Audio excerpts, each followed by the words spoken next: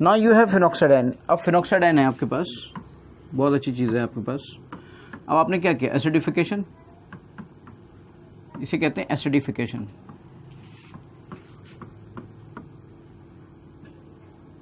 This whole process is called as Dow's process. इसका नाम है डॉयज प्रोसेस, ठीक है। From benzene sulphonic acid, benzene sulphonic acid से कैसे बनेगा देखो, बेंजीन सल्फोनिक एसिड से भी वैसे ही बनता है जैसे आप इससे पहले से बना रहे थे। एक्चुअली होता क्या है बेंजीन सल्फोनिक एसिड में कि आप सबसे पहले तो सल्फोनिक एसिड की बात कर रहे हैं। इन्होंने एक तरीका बताया कि भाई अगर आप बेंजीन पे ओलियम डाल दोगे, ओलियम क्या होता है आप जानते हो ना, H2SO4 और प्लस SO3, तो ये क्या हो गया H2S2O7, तो ओलियम आपका H2S2O7 हो गया है ना। ये डाल दोगे आप तो इस तरीके से आपको SO3H मिल जाएगा। अब SO3H पे जब आप NaOH डालोगे तो क्या मिलेगा, तो ये NaOH से ये सीधे थोड़ी ना मिल जाएगा। NaOH जब डालोगे फर्स्ट स्टेप में तब आपको मिलेगा फिनॉक्साइडाइन, ये ONA+, क्योंकि ये क्या होगा Na2SO3 के फॉर्म में अपने आप को निकाल लेगा। 2 NaOH डालना तो ये Na2SO3 के फॉर्म में अपने आप को निकाल लेगा। अब इसके बाद H+ एसिडिफिकेशन करा देना तो O- Na+ किस में कन्वर्ट हो जाएगा, एल्को, फिनॉल में कन्वर्ट हो जाएगा। This is convert into phenol, और इस तरीके से ये आपका फिनॉल में कन्वर्ट हो जाएगा। मुझे लगता है ये प्रिपरेशन आपके काम की बिल्कुल।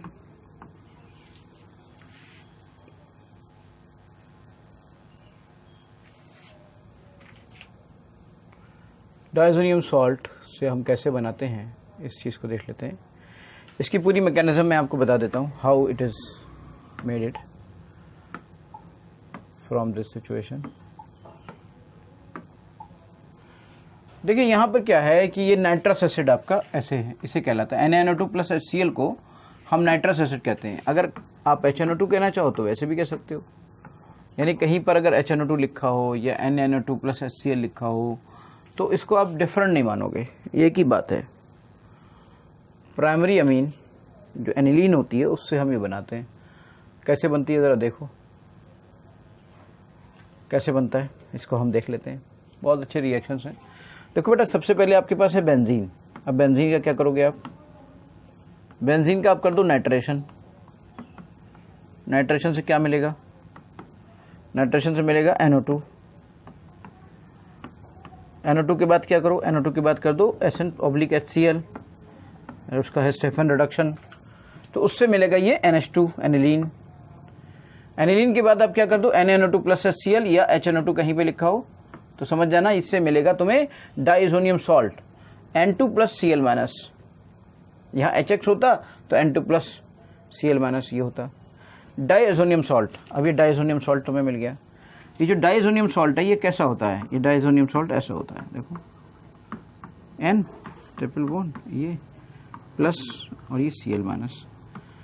अब तुम इसके साथ वाटर के साथ वार्म कर रहे हो, गर्म कर रहे हो, बहुत ज़्यादा हीट भी नहीं किया, सिर्फ गर्म किया है। बहुत ज़्यादा रिएक्टिव होता है ना ये, तो सिर्फ गर्म किया है। गर्म किया तो ऑब्वियसली यहाँ से क्या होगा, यहाँ से ये चीज़ आपकी एलिमिनेट कर जाएगी गर्म करते ही। जब गर्म करते ही ये एलिमिनेट कर जाएगी तो इससे क्या बने, इससे अब क्या होगा, इससे ये होगा कि ये जब गर्म करते ही ये एलिमिनेट हो जाएगी ना तो ये एज ए न्यूक्लियोफाइल वाटर यहाँ पे जाके लग जाएगा। इसकी थोड़ी सी मैकेनिज्म मैं आपको बताना चाहूँगा। देखिए मैं यहाँ पे थोड़ा सा I want to discuss some mechanism here. होगा क्या, लेट्स सी।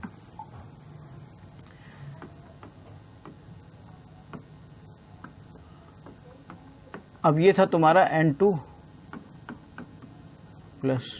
जैसे ही तुम क्या करोगे, तुमने किया गर्म, पानी था तुम्हारे पास और तुम गर्म कर रहे हो थोड़ा सा, और ज़रा सा भी गर्म करने पर ये तो तुरंत निकल जाता है।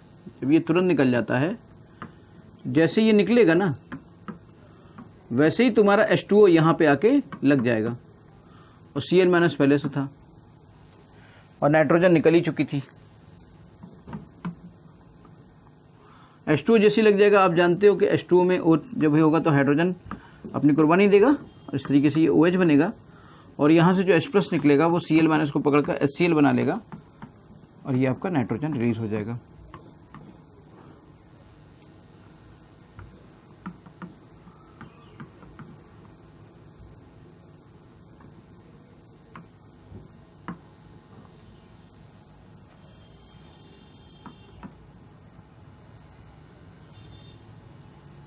ठीक है,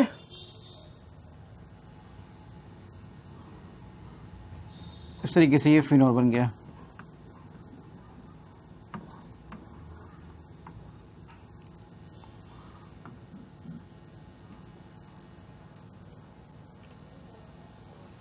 ओके,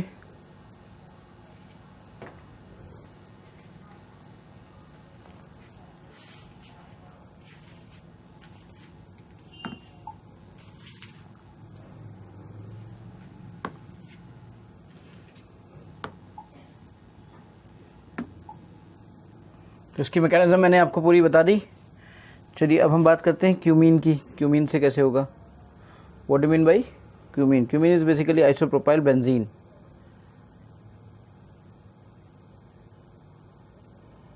सवाल उठा, ये क्यूमीन कैसे बनेगा? क्यूमीन को भी तो देखें कि क्यूमीन कैसे बनेगा। फिर क्या होगा? ऑक्सीजन के साथ हाइड्रोपेरोक्साइड बन जाएगा। हाइड्रोपेरोक्साइड बन जाएगा तो H+ जाएगा, H+ जाएगा, H2O निकल आएगा, H2O निकल आएगा,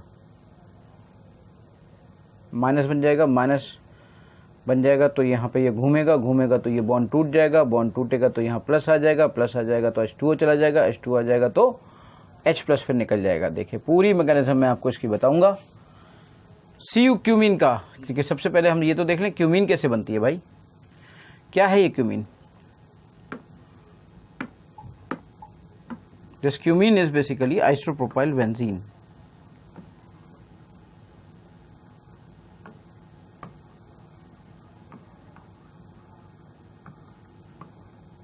इसकी पूरी की मैकेनिज्म मैं आपको पूरी डिटेल कर देता हूँ कि ये पूरा का पूरा बन कैसे रहा है, हाउ इट इज प्रिपेयरिंग। सबसे पहले इसको पूरा डिस्कस हम लोग कर लेते हैं, ठीक है।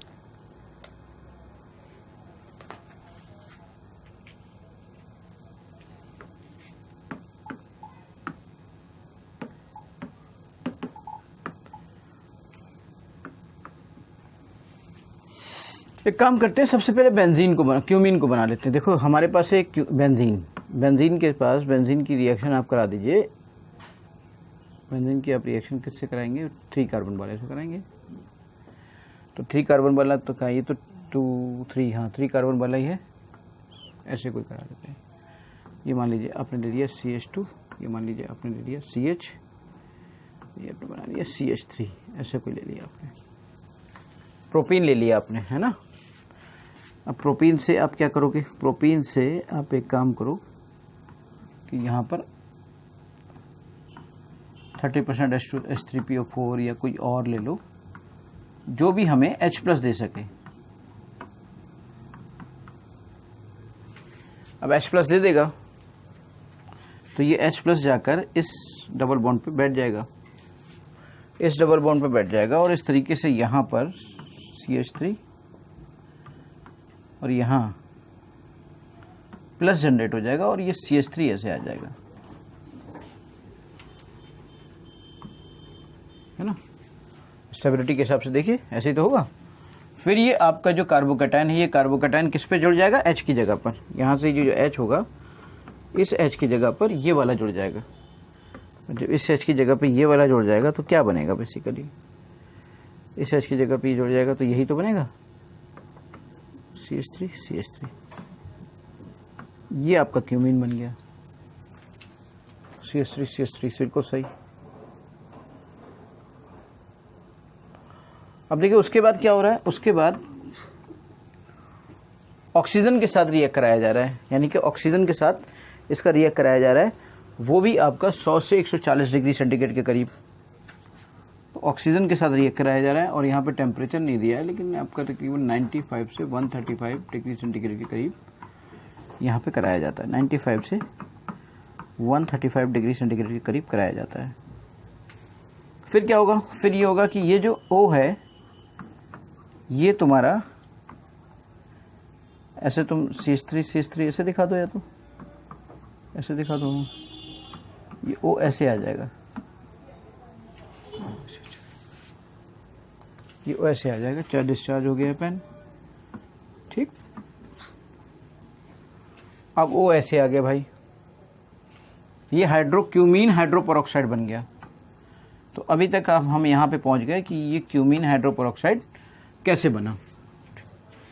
Just a minute. Cumene, how to develop cumene hydroperoxide. तो आपने क्यूमीन हाइड्रोपेरोक्साइड डेवलप कर लिया। आप बात कर रहे थे आइसोप्रोपाइल बेंजीन की, और आइसोप्रोपाइल बेंजीन आपकी कैसे डेवलप हुई। देखिए, सबसे पहले आपने बेंजीन ली और साथ में प्रोपीन ले ली। अब आप क्या करो यार, आइसोप्रोपाइल, ये जो कैटाइन होता है ना, आइसोप्रोपाइल कैटाइन, ये डेवलप हो जाए किसी तरीके से। तो आइसोप्रोपाइल डेवलप करने के लिए H+ कहीं से लिया हमने, और वो H+ कहाँ से लिया, वो H+ लिया हमने किसी भी एसिड से, जो भी डाइल्यूट एसिड कोई ले लिया, वो H+ हमें प्रोवाइड कर देगा। कोई बहुत कॉन्क H2SO4 या वो सब ले लोगे तो वो कुछ और रिएक्ट करने लगेगा, वो खतरनाक साबित हो जाएगा। तो जब भी कभी कहीं से कोई H+ की ज़रूरत पड़ा करे ना, तो बहुत ही डाइल्यूट से कोई एसिड ले लिया करो, कोई डाइल्यूट सा स्ट्रॉन्ग एसिड ले लिया करो। अब यहाँ पे डाइल्यूट से हमने स्ट्रॉन्ग एसिड ले लिया, और उसकी वजह से अगर इस तरीके से ये चीज़ें होती हैं तो आप उनको आराम से ले सकते हो, कोई मसला ही नहीं है।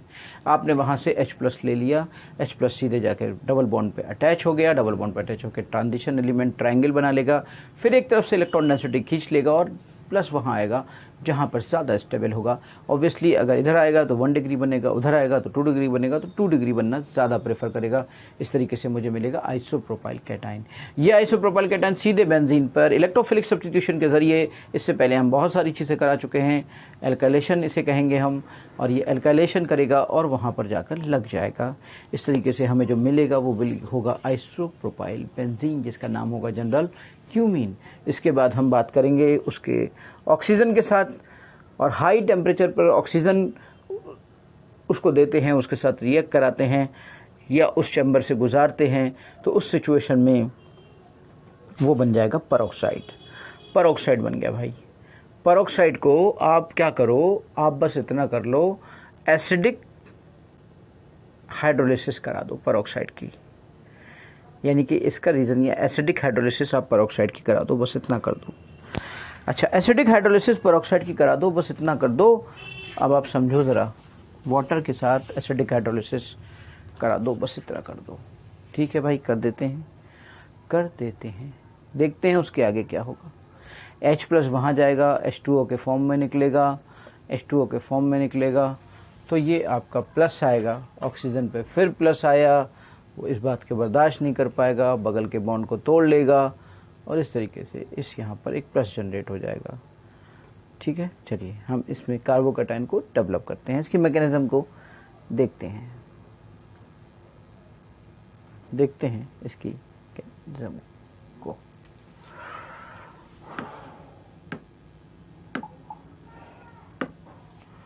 देखिए यहाँ पर ये आपका जो ये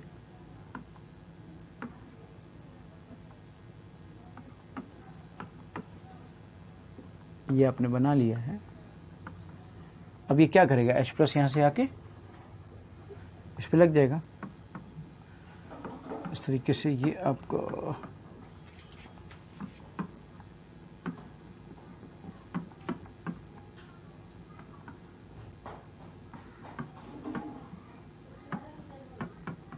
ये OH2+ चला जाएगा। तो इस तरीके से ये आपका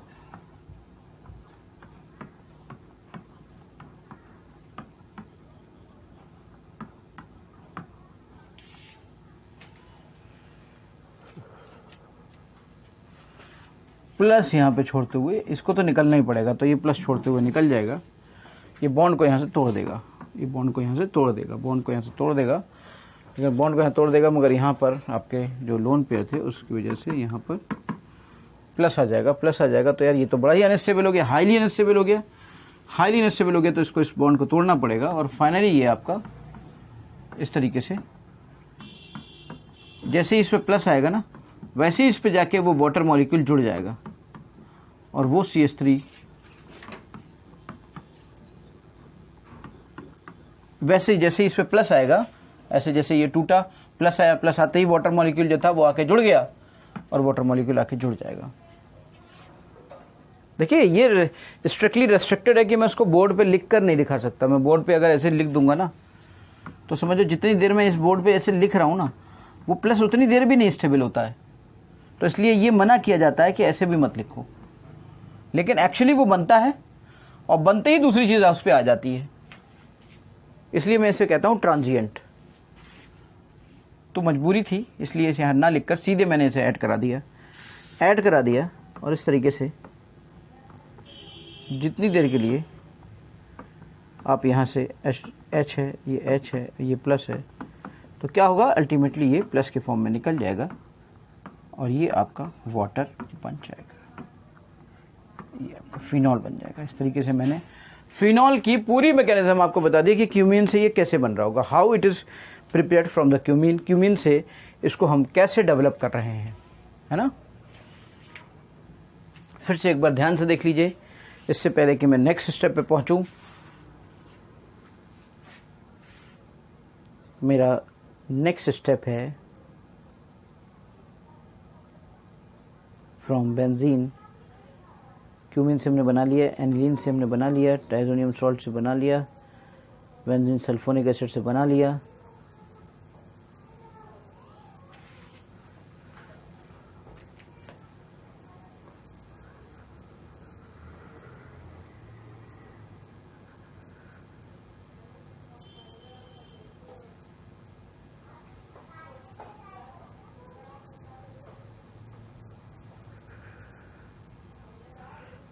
प्रिपरेशन बेटा हमने कंप्लीट कर ली कि प्रिपरेशन में हम लोगों को क्या क्या देखना था वो पूरी प्रिपरेशंस वी हैव कंप्लीटेड। तो प्रिपरेशन हमने कंप्लीट कर ली।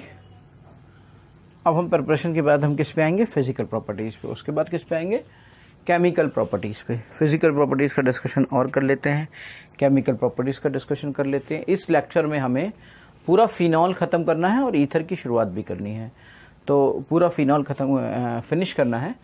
Let's see, alcohol and phenol consist two parts, alkyl group और एलाइल ग्रुप। आप सब जानते हैं कि एल्कोहल हो या फिनॉल हो, दोनों में ही आपकी हाइड्रोजन बॉन्डिंग होती है और हाइड्रोजन बॉन्डिंग की वजह से देखिए एल्कोहल और फिनॉल के जो बॉइलिंग पॉइंट्स हैं वो boiling points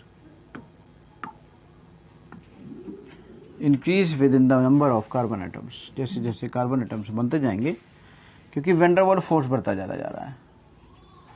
in alcohol the boiling point decrease with increasing in the branching. जैसे ब्रांचिंग बढ़ती जाएगी सरफेस एरिया कम होता चला जाएगा, तो सरफेस एरिया कम होता चला जाएगा तो obviously van der Waals forces कम होते चले जाएंगे और इसकी वजह से बॉइलिंग पॉइंट आपका डिक्रीज करता चला जाएगा। ठीक है, ये ऑलरेडी दिया हुआ है। इसका डिस्कशन हम केमिकल बॉन्डिंग में कर चुके थे आपके साथ।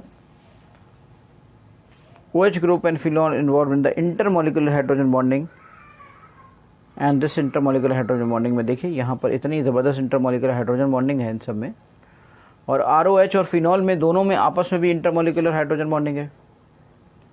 तो इस वजह से higher boiling points than other compounds, चाहे वो आपके हाइड्रोकार्बन्स हो, एल्केन्स हो, हेलोएरिन्स हो, उनके कंपैरिजन में, उनके मॉलिक्यूलर मासेस के कंपैरिजन में इनके बॉइलिंग पॉइंट्स बहुत ही हायर होते हैं। They have higher boiling points. Obviously higher boiling points होंगे, ऑब्वियसली हायर बॉइलिंग पॉइंट्स होंगे। उन सबसे अपने ग्रुप के इधर उधर के लोगों से सबसे ज़्यादा बॉइलिंग पॉइंट हायर होंगे।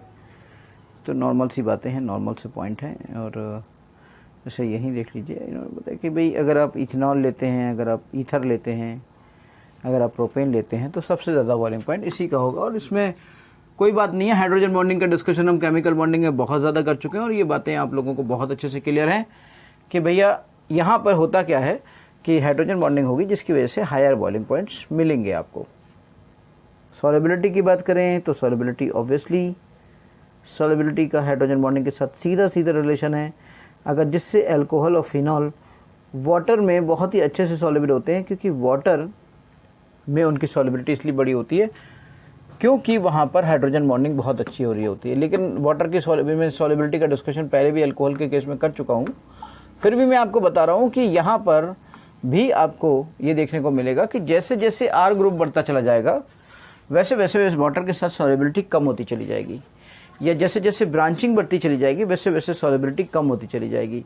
अब उसका क्या रीज़न है, इसका रीज़न आपको पता चलेगा, क्योंकि ऐसा होता है कि जो सॉल्युबिलिटी है वो ऑब्वियसली जब आर ग्रुप आपको बढ़ता चला जाएगा तो हाइड्रोजन बॉन्डिंग डिक्रीज करती चली जाएगी, और हाइड्रोजन बॉन्डिंग डिक्रीज करती जाएगी तो सॉल्युबिलिटी डिक्रीज करती चली जाएगी, क्योंकि जितना ज़्यादा आर ग्रुप बड़ा होगा हाइड्रोजन बॉन्डिंग की इफिशिएंसी उतनी कम होती है।